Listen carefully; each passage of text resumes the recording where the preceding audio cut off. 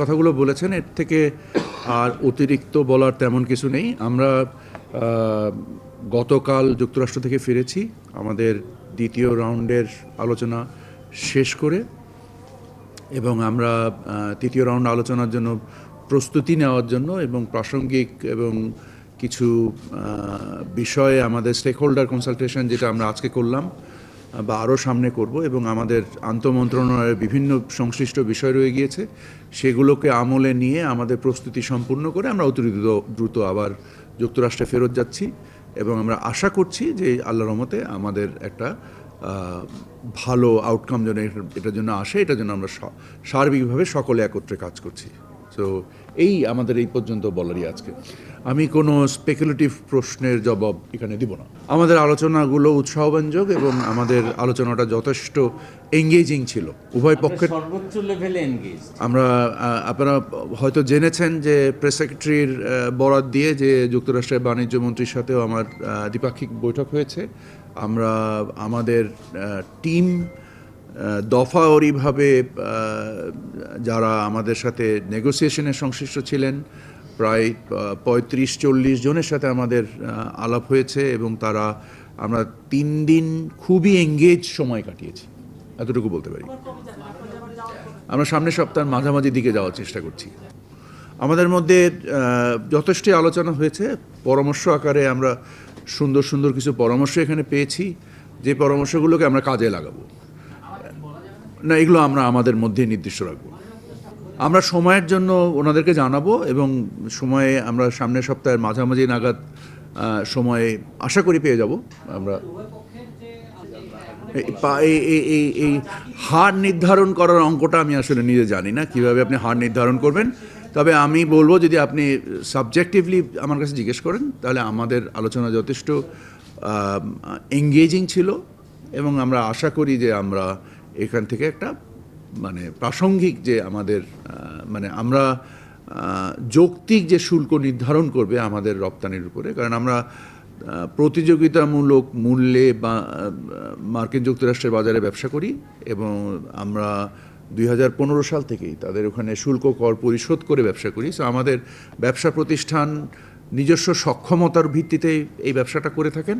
আমরা আশা করি আমাদের সক্ষমতা দিয়ে, এবং যদি তুলনামূলকভাবে আমাদের সাথে কোনো বৈষম্যমূলক অবস্থান না তৈরি হয়, আমাদের ব্যবসায়িক প্রতিষ্ঠানগুলো সফলতার সাথে ব্যবসা করে যাবে বলে আমি ব্যবসায়ীদের সাথে একসাথে দৃঢ় আস্থা প্রকাশ করি।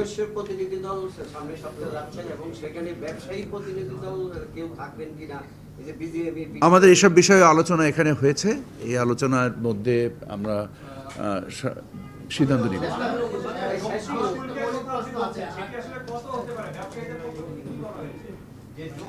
শূন্য।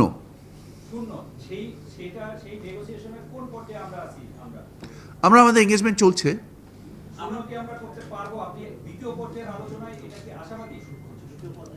আমি তো স্পেকুলেটিভ উত্তর দিব না, আমি আপনাদেরকে বলেছি আশা তো শূন্যই আছে, এই জন্যই তো বলছি।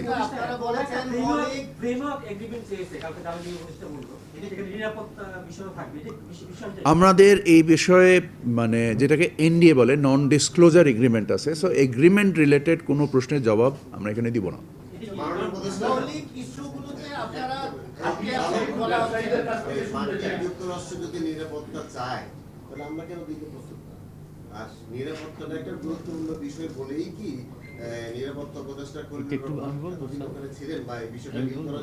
নিরাপত্তা চাই বলতে আমি বুঝতে পারি না আপনার প্রশ্ন। এইটাকে ওইভাবে বলার মতন না, আসলে বিষয়টা হলো এটা বাণিজ্য ট্রেড এগ্রিমেন্ট, এটার ভিতরে নিরাপত্তা চাইবে এটা এরকম কিছু নাই।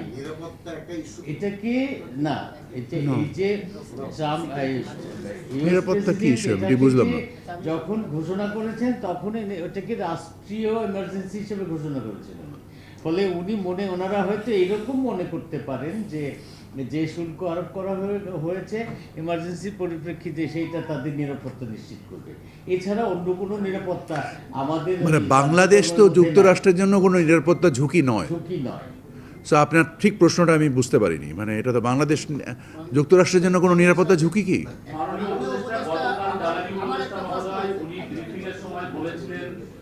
যুক্তরাষ্ট্র আমাদের সঙ্গে যে আলোচনা করছে সেই আলোচনাটা এখন আসলে শুল্ক পর্যায়ে না, এখন একটা ফ্রেমওয়ার্ক এগ্রিমেন্টের পর্যায়ে আছে, তারা তাদের নিরাপত্তা, অন্য দেশের সঙ্গে আমাদের বাণিজ্য এইসব বিষয় নিয়ে আমাদের না আমি ঠিক জানি না উনি কি বলেছেন, তবে না উনি যেটা বলেছেন আপনারা এটা তো public information, this is nothing secret.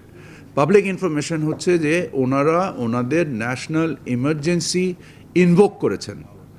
তো ওনারা যখন ন্যাশনাল ইমার্জেন্সি ইনভোক করেছেন, সো ওনারা যে শুল্ক কাঠামোর বা বাণিজ্য কাঠামোর কথা বলছেন, এটা ওনাদের প্রেক্ষাপট, এটা আমাদের প্রেক্ষাপট না।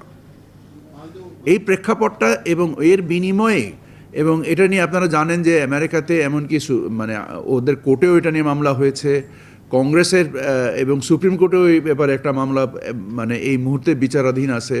সো এখানে তো এটা বাংলাদেশ সংশ্লিষ্ট নয়। মাননীয় উপদেষ্টা, তারা কি চীনের সাথে বাণিজ্য নিরুৎসাহিত করতে কোনো শর্ত দিতে চাচ্ছে কিনা? Sorry? তারা কি চায়নার সাথে বাংলাদেশের বাণিজ্য নিরুৎসাহিত করা বা বাধা আমি এই বাণিজ্য কাঠামোর কোনো স্পেসিফিক প্রশ্নের জবাব দিব না। এটা আমাদের আপনারা বলেছেন যে মৌলিক ইস্যুগুলোকে এখন আলোচনা মানে